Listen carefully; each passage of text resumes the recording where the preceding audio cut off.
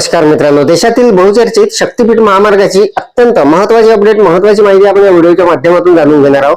तर मित्रांनो, शक्तीपीठ महामार्ग जो मंजूर झालेला होता, जो आराखडा तयार झालेला होता, त्यामध्ये आता बदल झालेला आहे आणि तो बदल जो असणार आहे त्यामध्ये आता संपूर्ण जो महामार्ग असणार आहे त्याचं अंतर सुद्धा वाढणार आहे आणि काही जी गावं आहे ते स्किप करण्यात आलेले आहे आणि नवीन जो रस्ता असणार आहे तो कशा पद्धतीचा असणार आहे याची संपूर्ण सविस्तर माहिती मी आपल्याला या व्हिडिओमध्ये देणार आहे। तर नमस्कार, मी राज मेश्राम, मराठीशाळा.com या युट्यूब चॅनलवर पुन्हा एकदा आपलं सहर्ष स्वागत आहे। मित्रांनो, देशातील बहुचर्चित शक्तीपीठ महामार्ग जो आहे त्याचा आराखडा बदललेला आहे, तर त्याची संपूर्ण सविस्तर माहिती आपण या व्हिडिओच्या माध्यमातून जाणून घेणार आहोत। अत्यंत महत्त्वाचा व्हिडिओ होणार आहे, त्यामुळे व्हिडिओला स्किप न करता पूर्ण बघा।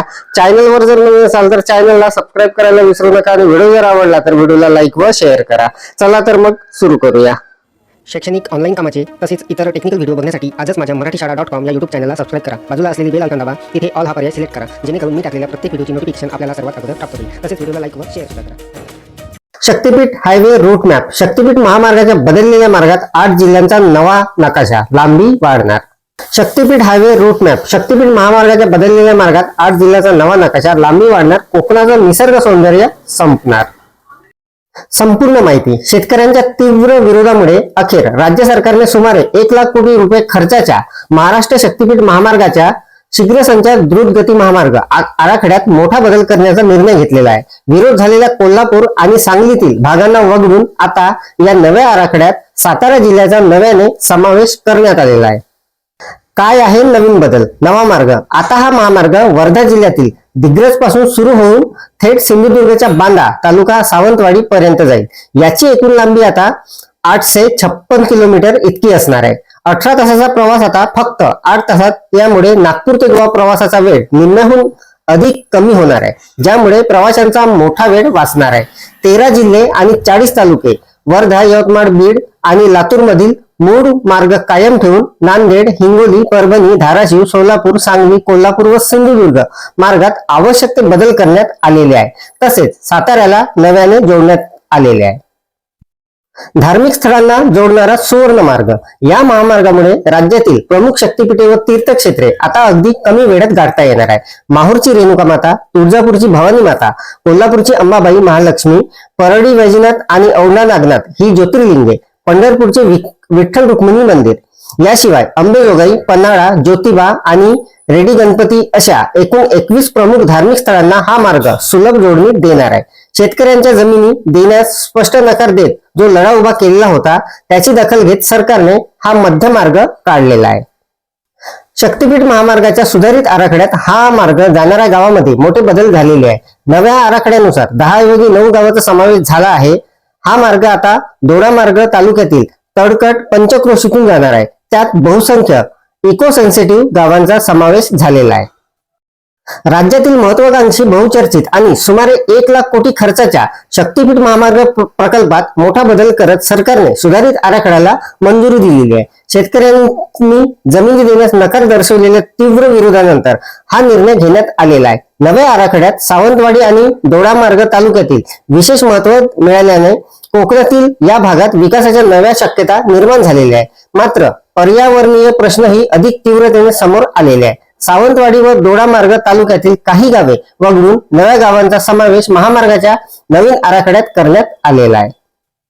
पूर्वीचा आराखडा वर्धा जिल्ह्यातील पवनार ते गोवा सीमेवरील पत्रादेवीपर्यंत होता। स्थानिकांचा विरोध, जैवविविधतेचे प्रश्न आणि भूसंपादनातील अडचणी लक्षात घेऊन मार्गात बदल केला। नव्या आराखड्यानुसार महामार्ग 13 जिल्हे आणि 40 तालुक्यातून जाणार असून राज्यातील प्रमुख शक्तीपीठासह 21 धार्मिक स्थळांना जोडणार आहे। त्यामुळे नागपूर ते गोवा प्रवासाचा कालावधी 18 तासावरून 8 तासापर्यंत कमी होण्याची अपेक्षा आहे। कोल्हापूर जिल्ह्यात सावंतवाडी तालुक्यातील पूर्वी समाविष्ट असलेली गेडे, आंबोली, वेरले, पारपोली, फणसवडे, असैनिये, तांबोडी, देगडे, बांदा, फुकेरी ही 10 गावे समाविष्ट होती। नव्या बदललेल्या आराखड्यानुसार त्याऐवजी केगद, देवडे, बांदा, पडवे, माझगाव या गावासह दोडामार्ग तालुक्यातील कुंभवडे, भेकुर्ली, कोलझर, तडकट आणि झोडंबे ही गावे महामार्गाच्या कक्षेत आणण्यात आलेली आहे। महामार्गाचा नवा मार्ग आंध्रा चंदगड दोडामार्गे सावंतवाडी तालुक्यातील बांद्याला जोडला जाणार आहे। त्यामुळे या दुर्गम भागांना द्रुतगती मार्गाची थेट जोडणी मिळून व्यापार, वाहतूक आणि पर्यटनाला मोठी चालना मिळण्याची शक्यता आहे. सावंतवाडी दोडामार्ग परिसर हा या प्रकल्पाचा हायलाइट झोन म्हणून पुढे आलेला आहे. मात्र पर्यावरणीय चिंता अद्याप कायम आहे. आंबोली परिसरातील जैवविविधतेमुळे पूर्वी प्रस्तावित बोगद्याला विरोध झालेला होता. नव्याने समाविष्ट कोलझर, तळकट, झोंगडुंबे, पडवे, माझगाव ही गावे इको सेन्सिटिव्ह झोन मध्ये येत असल्याने या संवेदनशील भागातून महामार्ग गेल्यास पर्यावरणावर परिणाम होण्याची भीती व्यक्त करण्यात येत आहे. या जिल्ह्यांमध्ये मोठा बदल. सुधारित आराखड्यात वर्धा, यवतमाळ, बीड आणि लातूर जिल्ह्यातील मार्ग कायम ठेवला असून नांदेड, हिंगोली, परभणी, धाराशिव, सोलापूर, सांगली, कोल्हापूर आणि सिंधुदुर्ग जिल्ह्यामध्ये बदल करण्यात आलेले आहे. सातारा जिल्ह्याचा नव्याने समावेश करण्यात आलेला आहे. एकंदरीत शक्तीपीठ महामार्ग हा राज्याच्या पायाभूत विकासाचा महत्वाचा टप्पा ठरला असला तरी भूसंपादन, पुनर्वसन आणि पर्यावरणीय समतोल राखणे ही मोठी आव्हाने ठरणार आहे. पुढील काळात या प्रकल्पाची अंमलबजावणी, स्थानिकांचा विश्वास आणि पर्यावरण संवर्धन यावरच या महामार्गाचे यश जे आहे ते अवलंबून राहणार आहे. नव्या रचनेत लांबी वाढणार. राज्य रस्ते विकास महामंडळामार्फत हा प्रकल्प राबविण्यात येत आहे. फेब्रुवारी 2024 मध्ये 802 किलोमीटर लांबीच्या मूळ आराखड्याला मंजुरी देण्यात आलेली होती. मात्र सुधारित आराखड्यानुसार आता महामार्गाची लांबी जी आहे ते 856.765 किलोमीटर केली आहे. दिग्रस जिल्हा वर्धा ते बांदा, तालुका सावंतवाडी, जिल्हा सिंधुदुर्ग असा अंतिम मार्ग निश्चित करण्यात आलेला आहे. तर अशा पद्धतीने मित्रांनो, देशातील बहुचर्चित शक्तीपीठ महामार्ग जो आहे त्याचा बदललेला आराखडा कशा पद्धतीने बदललेला आहे आणि त्याची संपूर्ण सविस्तर माहिती आपण या व्हिडिओच्या माध्यमातून जाणून घेतली. अपेक्षा आहे आपल्याला ही माहिती समजलेली असेल, व्हिडिओ आवडलेला असेल. व्हिडिओ जर आवडलेला असेल तर व्हिडिओला लाईक करा, शेअर करा आणि माझ्या मराठीशाळा.com या युट्यूब चॅनलवर जर नवीन असाल तर चॅनलला सबस्क्राईब करायला विसरू नका. पुन्हा भेटू असंच एका नवीन माहितीसह, नवीन अपडेटसह. तोपर्यंत धन्यवाद.